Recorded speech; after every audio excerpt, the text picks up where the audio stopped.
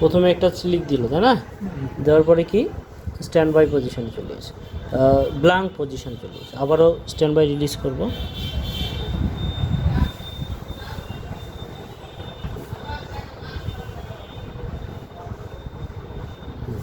হালকা চিলি মানে এক কথায় ফার্স্ট স্টেজে ভোল্টেজ হচ্ছে, হওয়ার পরে আবার প্রোটেকশানে চলে যাচ্ছে।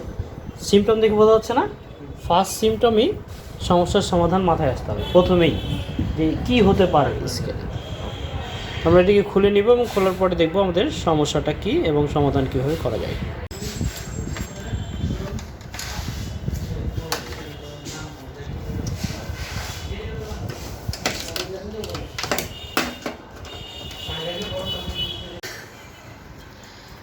তো আমরা এখানে ওপেন করার পরে দেখছি এখানে হচ্ছে 41686 আইসি, অ্যাকচুয়ালি সিএসি আইসি এই প্যানেল খুবই পপুলার প্যানেল, এবং এই প্যানেল নিয়ে অনেক ধরনের ভিডিও ইউটিউবে দেওয়া আছে। তো অনেকেই যেটা করে সেটা হচ্ছে লাইনগুলো কাট করে। এই কাটিং কেন করে, কিসের জন্য করতে হয়, এটা তারা বোঝার চেষ্টা না করে মূলত কাটিংগুলো করে। এই করলে অবশ্য কাজ হয়, না হওয়া হয় না, কিছু ক্ষেত্রে মুখস্থ কাজও সব ভুলে যায়। বিশেষ করে এই প্যানেলের ক্ষেত্রে যেটা করে, কাটিং করলেই প্যানেলগুলো রেডি হয়। তো এই ক্ষেত্রে থিওরি হচ্ছে সেই জিনিস, যে জিনিসের অ্যাকুরেট সলিউশন হবে। আমরা এখানে এই প্যানেলটা যে শর্টেজ পজিশন আছে, এটা কুল টেস্টের মাধ্যম দিয়ে আমরা চেক করে দেখছি যে টিকন পিসিবিতে কোনো প্রকার কোনো শর্টেজ নাই, তাই না? এবং এর যে ইনেবল ভোল্টেজ, এই ইনেবল ভোল্টেজ স্টার্ট আপ ভোল্টেজের জন্য যে ভোল্টেজ লাগে, ভোল্টেজগুলো প্যানেলে রেডি আছে, কিন্তু বুস্ট আপ হচ্ছে না। আর এই না হওয়ার পিছনে কারণ হচ্ছে প্যানেলে একটা শর্টেজ আছে। আমরা আমাদের ক্লাসে বিস্তারিত তথ্য সহকারে এই প্যানেলের বেসিক করে থাকি। তো আমাদের এই ব্যাচের এক ছাত্র এই প্যানেলটিকে কাট করবে এবং তারপরে আমরা কাজের রেজাল্ট দেখব। তো এটা শর্ট পজিশানে আছে, একটু ক্যালকুলেশন করে দেখলে ভালো হয়। স্ট্যান্ড বাই মোডে আছে, স্ট্যান্ড বাই থেকে রিলিজ করবে।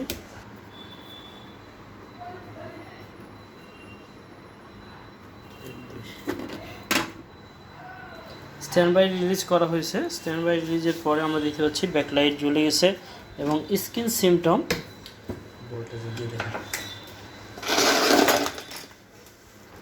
আমাদের ফুল ব্ল্যাঙ্ক দেখতে পাচ্ছি, ফুল ব্ল্যাঙ্ক। তো এই হচ্ছে অবস্থা। এটার সমাধানের জন্য যে পন্থা সেটি হচ্ছে শর্ট রিমুভ। এই প্যানেলগুলো আসলে অনেক প্রকার শর্ট হয়, আর এই শর্ট রিমুভ করার যে প্রসেস থিওরিক্যাল, সেটা আমরা জানার পরে মূলত এটা কাট করছি। তো কাট করো। নির্দিষ্ট এই প্যানেলে বেশ কিছু লাইন যেগুলো কমন সবসময় শর্ট হয়, এই শর্টেজ লাইনগুলো চিহ্নিত করতে হবে যে আসলে কোন লাইনগুলো এই প্যানেলের ক্ষেত্রে শর্টেজগুলো হয়, আর এইটা শর্ট হলে আমরা সমাধান কিভাবে করতে পারি। এই প্যানেলের আরেকটা সমস্যা হয় যেটা, যে কিছুদিন পরে আবারও প্যানেলটা শর্ট হয়ে যায়। দুই সাইড শর্ট হওয়ার পরে এই প্যানেলগুলোকে কিভাবে রিপেয়ার করা যায়, এটা আমাদের থিওরিক্যাল প্লাস প্র্যাকটিক্যালি দেখানো হয়। যারা নিজেকে আপগ্রেড করতে চান বা নিজে প্র্যাকটিক্যালি কাজ করে বোঝে কাজগুলো শিখতে জানতে চান, অবশ্যই যোগাযোগ করতে পারেন আমাদের সাথে। আমাদের কাজী ইলেকট্রনিক্স ট্রেনিং ইনস্টিটিউটে পুরোপুরিভাবে থিওরিক্যাল প্লাস প্র্যাকটিক্যালি এলইডি এলসিডির প্রপার কাজ শেখানো হয়।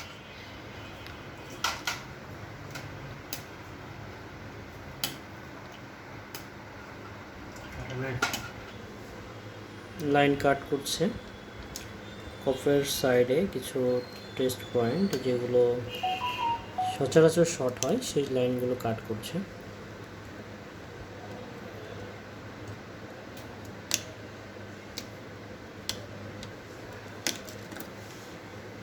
কাটছে কিনা দেখো, ভালো করে দেখো, ম্যাগনিফাই দিয়ে দেখো। তো আমরা এখানে প্যানেলের যে সাইডটা, দুই সাইড মানে ফার্স্ট টাইম এই সাইড কাটা হয়েছিল, কাটার পরে এই সাইড শর্ট ছিল না, শর্ট ছিল হচ্ছে এই সাইডটা।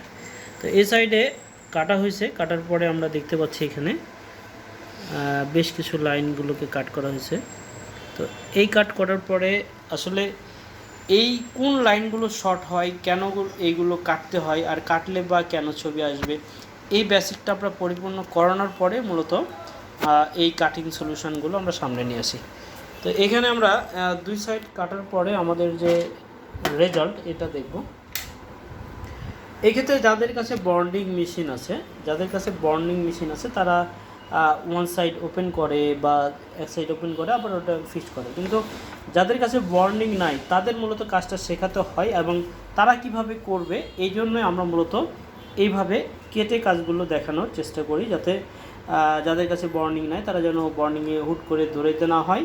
মূলত একজন টেকনিশিয়ান যারা আমাদের এখানে ট্রেনিং নিতে আসে তারা অনেকে গ্রামের থেকে আসে, বিভিন্ন জায়গা থেকে, তো তারা যেন পরিপূর্ণভাবে কাজ করতে পারে সেই দিক লক্ষ্য করে আমরা টিপসগুলো দিয়ে থাকি। আমরা এটার সমাধান দেখলাম। ওপেন শর্ট করা হয়েছে। আমাদের স্ক্রিন সিমটম দেখব। ফার্স্ট ব্লু স্ক্রিন বার, কোনো ধরনের লাইনিং, অনেকে কাট করার পরে যে লাইনিংগুলো আসে আবার যে সমস্যাগুলো হয় ওই ধরনের কোনো ইস্যু আসবে না যদি আপনি থিওরি ভিত্তিক প্রপার জেনে এইটা প্যানেলগুলো কাট করেন। তো স্ক্রিন একদম পারফেক্ট।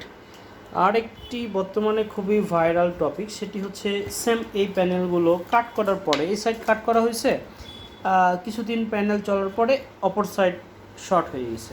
তো দুই সাইড শর্ট হলে প্যানেলগুলো চলার পরিস্থিতিতে থাকে না। সেই ক্ষেত্রে যে কাজগুলো আমরা করি সেটা হচ্ছে শর্ট কিলিং পদ্ধতির মাধ্যমে দুই সাইডের যে শর্টটা হয়ে থাকে শর্টগুলো রিমুভ করে প্যানেলগুলোকে রান করা। তো আমাদের নেক্সট কোনো ভিডিওতে এটা নিয়ে কথা বলা যাবে। আর যারা নিজেকে আপডেট করতে চান বা শর্ট কিলিং পদ্ধতিগুলো জানতে চান অবশ্যই কমেন্টে জানাবেন এবং আমাদের ভিডিওর পাশে থাকবেন। আর যারা নিজেকে আপডেট করতে চান যোগাযোগ করতে পারেন আমাদের স্ক্রিনের নাম্বারে। তো সে পর্যন্ত দেখা হবে নেক্সট কোনো টপিকে।